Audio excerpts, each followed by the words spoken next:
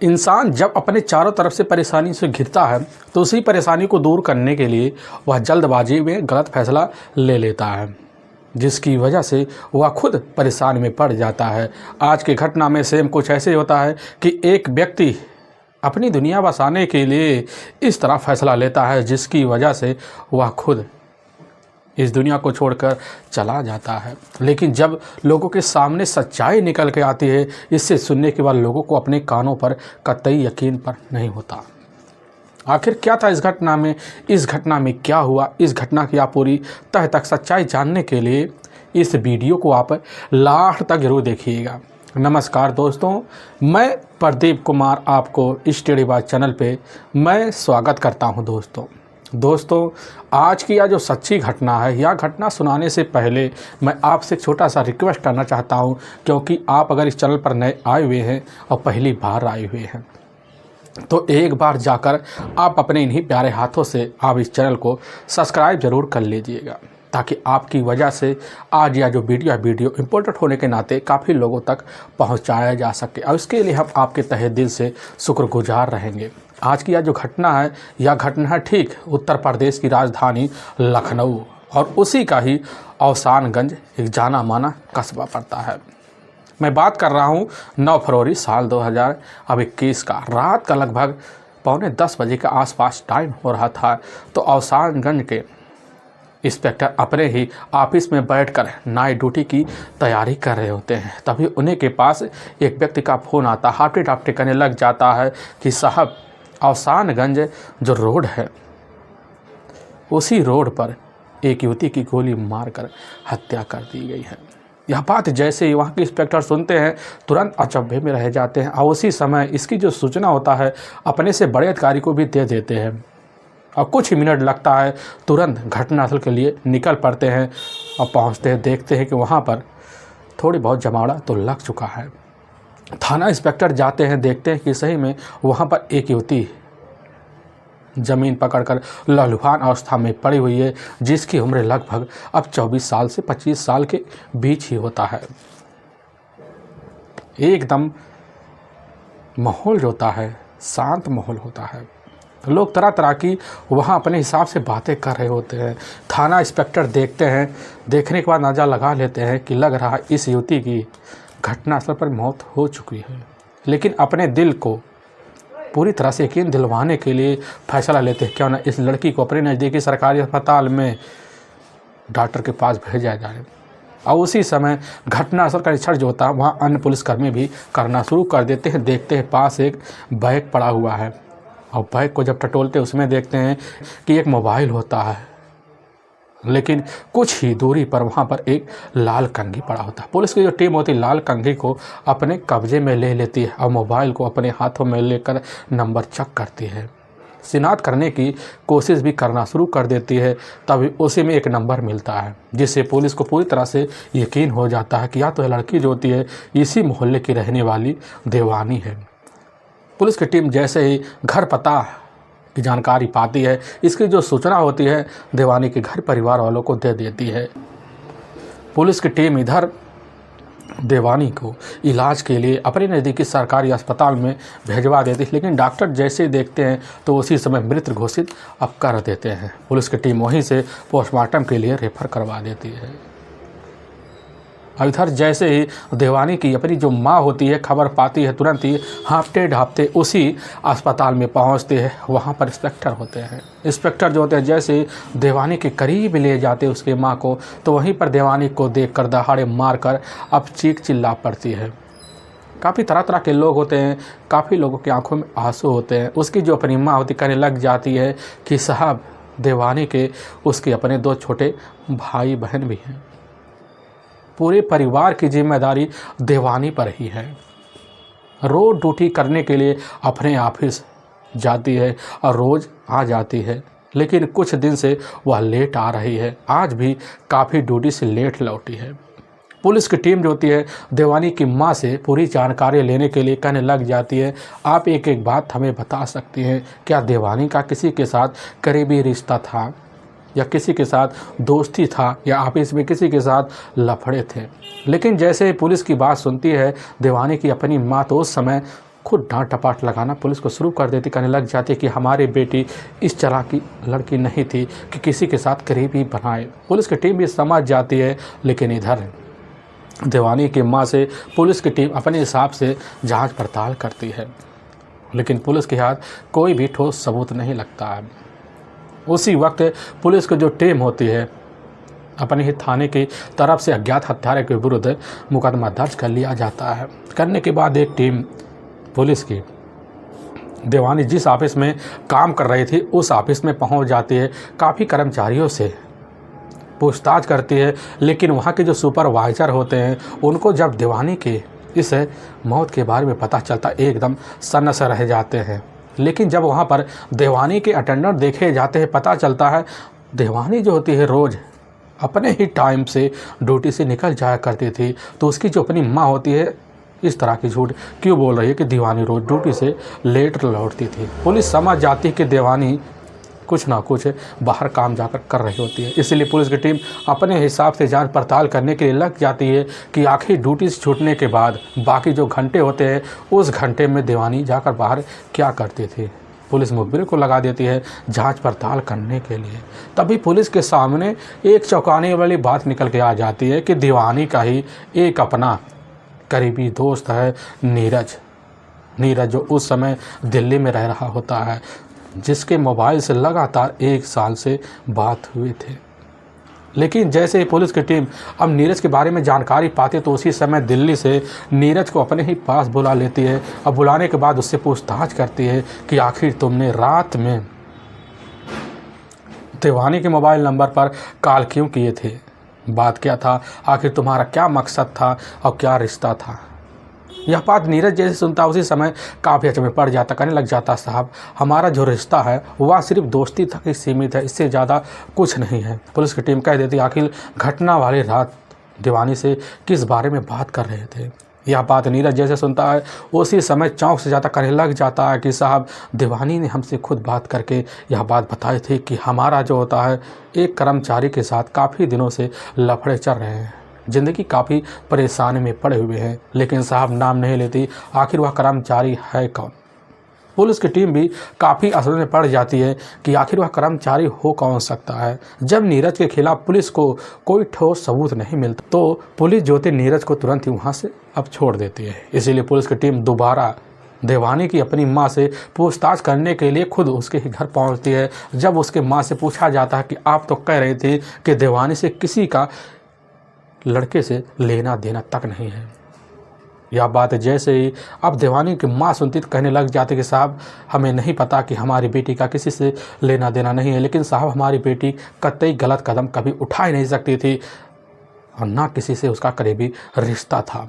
Police के सामने यही बात देवानी की मां लेकर बैठ जाती है। पुलिस काफ़ी थोड़ी बहुत बहस तो करती है, लेकिन पुलिस समझ जाती है कि आखिर उसकी जो अपनी मां है वह मां कतई अपनी बेटी के बारे में ऐसी बातें सुनकर बर्दाश्त करने वाली नहीं है। पुलिस वहां से तो खाली हाथ लौट आती है। आखिर पुलिस अब करे तो करे क्या।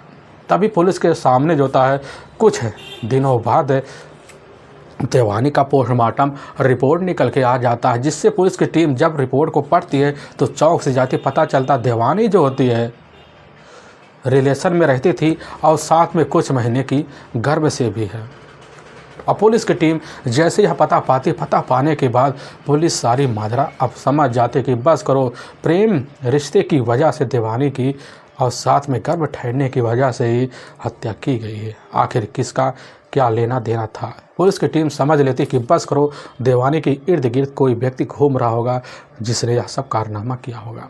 इसीलिए पुलिस की जो टीम होती है अब देवानी के घर पे ठहरने के बारे में जानकारी लेने के लिए अब लग जाती है, काफ़ी मेहनत करती है, लेकिन पुलिस के हाथ जो होता कोई सबूत नहीं लगता। बस एक ही मकसद बनता था कि नीरज पर शक किया जाए। पुलिस की टीम दोबारा नीरज को अपने पास बुलाती पूछताछ करने के लिए, लेकिन तभी पुलिस के सामने कोई सबूत नीरज के द्वारा निकल कर नहीं आता। पुलिस काफ़ी सख्ती दिखाती है, लेकिन नीरज सिर्फ अपने बात पे अड़ा रहता था कि साहब सिर्फ हमारे बीच दोस्ती तक का ही रिश्ता था। पुलिस की टीम हम नीरज को भी छोड़ देती, मुखबिरों को लगा देते कि पता करिए क्या देवानी का कहीं किसी से अनजान रिश्ता बना हुआ है, वह रिश्ता बनाने वाला कौन था। मुखबिर भी लग जाते हैं और जब लगते हैं तो पता चलता है कि देवानी जो होती है अपने घर की पूरी जिम्मेदारी उठा रखी थी। देवानी के जो अपने पिता है वह पास ही एक अस्पताल है, उसी में उनका हार्ट बाईपास का इलाज चल रहा है।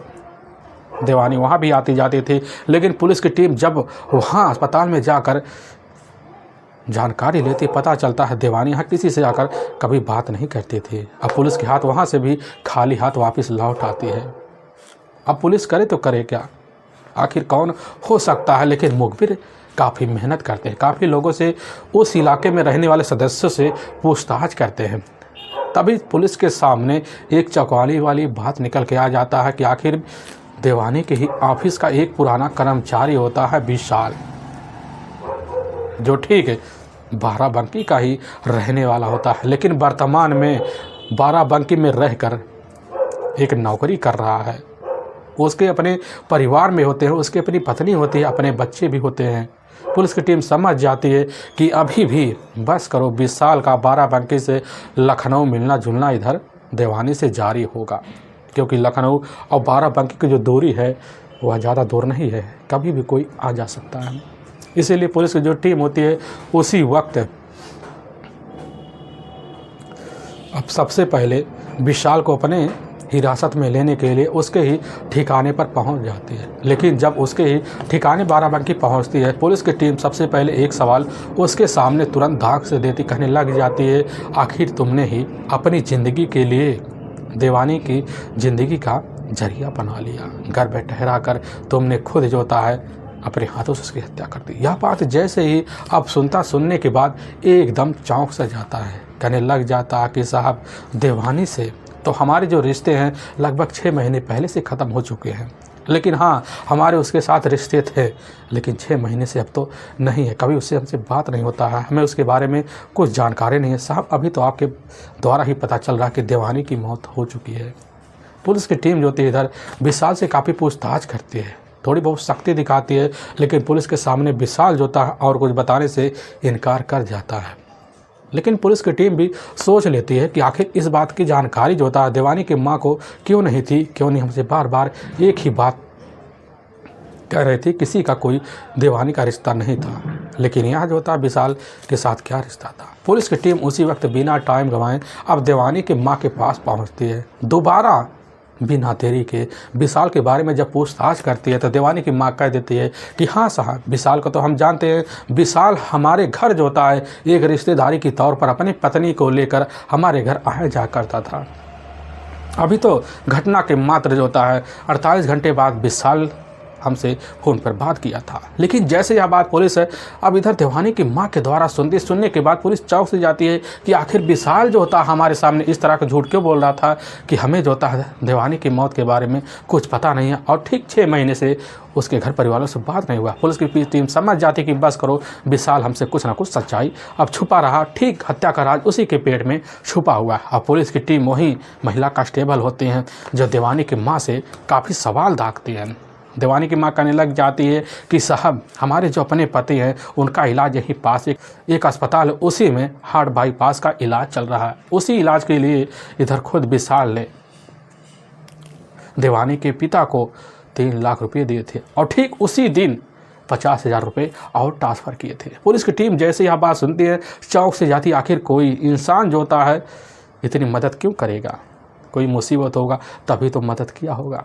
पुलिस अपने हिसाब से काफ़ी जांच पड़ताल करने के लिए वहीं देवानी की माँ से इतनी पूछताछ करती है, जिससे पुलिस को यकीन हो जाता कि बस करो विशाल का लेना देना देवानी से पहले था। इसीलिए पुलिस की टीम अब शक के बिना पर विशाल को दोबारा अपने कस्टडी में लेने के लिए उसी बाराबंकी में जाती है जिस कंपनी में विशाल नौकरी कर रहा होता। पुलिस की टीम वहीं से धर दबोचती अपने थाने लाती है और पुलिस की टीम अपनी पुलिसिया अंदाज अब थाने में विशाल के ऊपर दिखाती है। और जैसे दिखाती है पुलिस के सामने विशाल जो होता है अब बिना किसी शक्ति दबाव के तोड़ जाता है, पूरे राज खोल देता है, कहने लग जाता कि साहब क्या करें, अपनी ज़िंदगी को लेकर हम तो खुद परिवार से तंग थे और साथ में देवानी की वजह से तंग आ गए थे और इसी वजह से हमने फैसला ले लिया। लेकिन पुलिस के सामने जो सच्चाई खुद विशाल बताता है, इसे सुनने के बाद पुलिस को तो अपने कानों पर कतई यकीन तक नहीं होता है।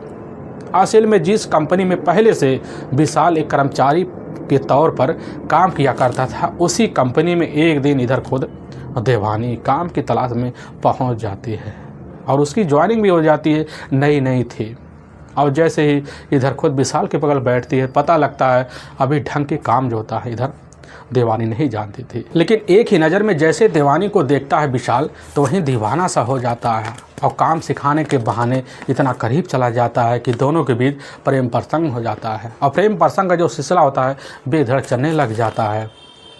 चलने की वजह से दोनों में प्रेम प्रसंग की जो हदें होती पार होते हुए एक दिन संबंध में बदल जाती है। और संबंध का जो रिश्ता होता है यह देवानी और साथ में विशाल का ऑफिस सरनाम मिलने की वजह बाहर होटलों और साथ में कहीं अपने ठिकानों पर रिश्ते को अंजाम दिया करते थे। अब यह सिलसिला लगभग चलना शुरू हो जाता है। जो होता देवानी को पता चलता है कि इधर विशाल तो ऑलरेडी शादीशुदा है, लेकिन वह कुछ बोल नहीं पाती, तब भी अपने रिश्ते को अंजाम दी चली जाती है। लेकिन इसी बीच विशाल जो होता है वहाँ काम धाम छोड़कर बाराबंकी चलाता और बाराबंकी आने के बाद काम की तलाश में लग जाता और वहीं बाराबंकी में रहकर काम किया करता था। लेकिन मिलने जुलने के लिए बाराबंकी से देवानी के पास आया जाया करता था, अपने रिश्ते को अंजाम दिया करता था। लेकिन कुछ ठीक महीने पहले ही विशाल का अपने ही इलाके की रहने वाली एक खूबसूरत औरत होती है, करीबी बन जाती, फिर उसके साथ रिश्ता भी बना लेता है। और जब रिश्ता बनने लग जाता है तो इधर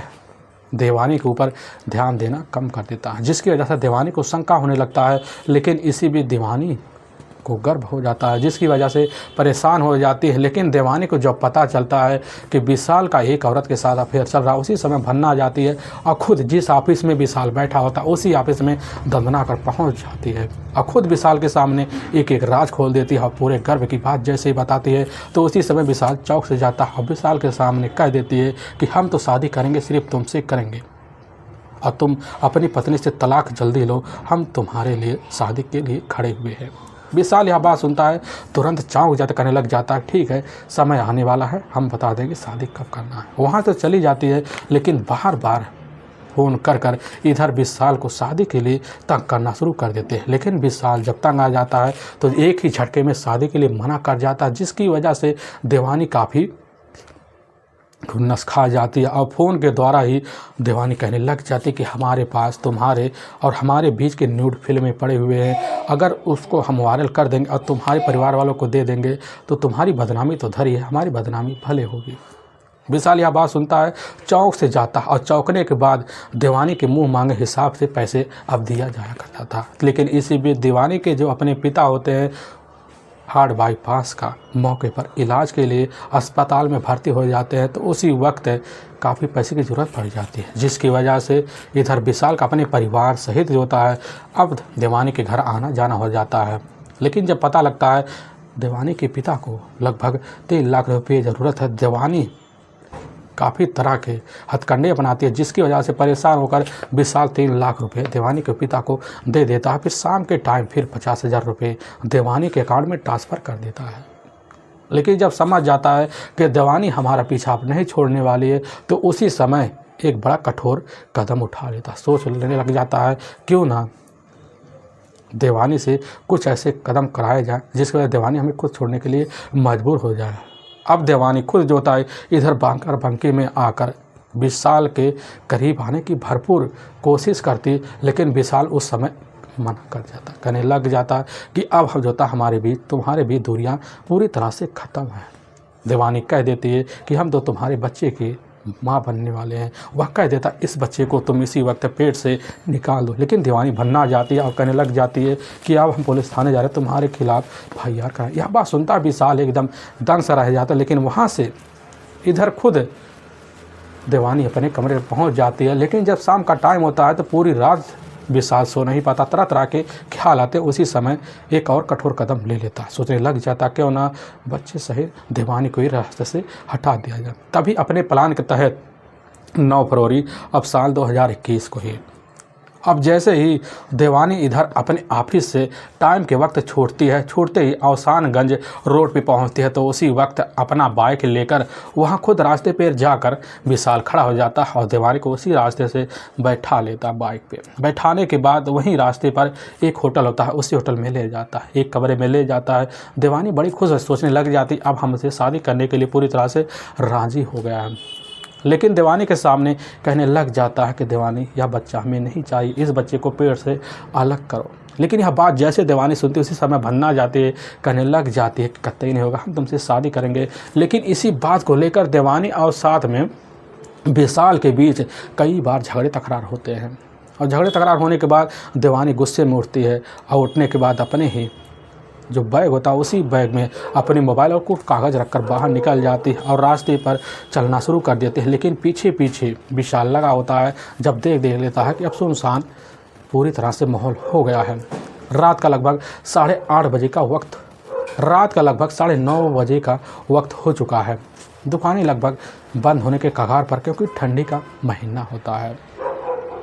और देवानी के पास जाता है, अपने ही जेब से रिवॉल्वर निकालता, फिर उसी के सर पर एक के बाद एक गोली चला देता है, जिसकी वजह से देवानी वहीं दुनिया छोड़ के चली जाती है। लेकिन जैसे रिवॉल्वर को अपनी जेब में रखने लगता है तो उसी वक्त उसकी जो लाल कंघी होती है उसकी जेब से गिर जाती है और वही लाल कंघी जो होता पुलिस के लिए एक सबूत बन जाती है। लेकिन वाकई में दोस्तों पुलिस के सामने जब यह सच्चाई निकल के आती है, आने के बाद पुलिस की टीम तो हैरान हो ही जाती है, साथ में सुनने के बाद कई लोग परेशान हो जाते हैं, क्योंकि लाल कंघी दिखाते ही वह पूरी तरह से पुलिस के सामने उस वक्त टूट ही जाता है।